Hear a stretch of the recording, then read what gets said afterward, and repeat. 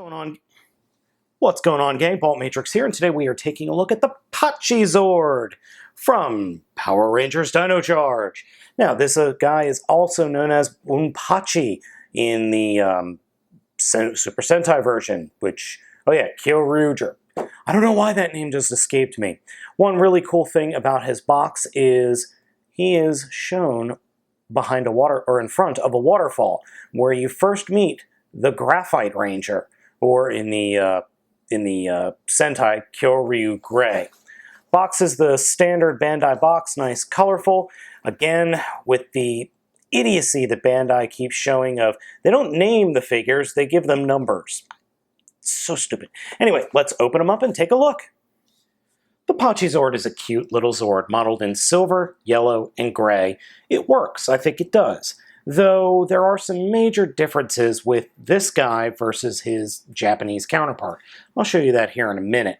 The overall aesthetic is not bad. He does have the same ball gimmick that the original figure has, and I like the overall molding. However, this whole contraption back here at the end of his tail is a little bit of an eyesore. It's not that great looking. I still love the fact that he's wearing a hard hat, like a construction hard hat. Still love that. Anyway, so as you can see, the Pachy Megazord here on the right is definitely different from Bunpachi here on the left. There's more paint, the Sentai one is bigger, and the Sentai one has a better, well, wrecking ball, at least more defined and shiny. Also, the gimmick is different, and I'll flip the gimmick around here on Pachy Zord so you can see. Lift the ball up, turn it around, and slide it back, and that's it. It can spin, sort of, and it looks like it's supposed to be able to turn or flip, but I cannot get this thing to flip without loosening that screw.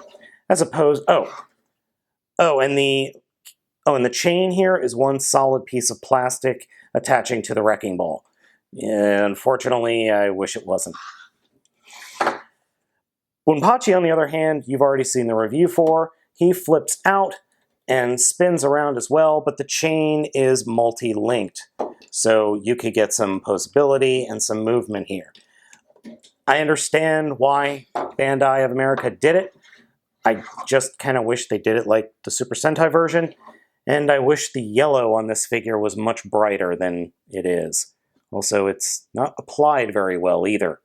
Oh well. Connecting Pachy to a Megazord is very simple. Just fold up the legs thusly and peg him into place on your favorite Megazord, and that's it. Pachy is okay. I think the other Megazords are better, but Pachy's alright. You do have the problem with the wrecking ball not looking quite right, but I could deal with that. The fist for the Megazord mode is molded and painted. I do appreciate that. The overall aesthetic, though, is just okay. If you had to choose between Pachy and Ammonite, I would pick up Ammonite. Pachy's just alright. Pachy is a fine Megazord. There's nothing really wrong with him. He's just a little bit boring, and I was kind of expecting that because I wasn't a huge fan of the original Super Sentai version, so I knew I wasn't going to be a massive fan of the USA version. If you feel like you need to have him in your collection, by all means, just go ahead and get him. But if you have to choose between this guy and Ammonite, I would choose Ammonite simply because Ammonite is something different.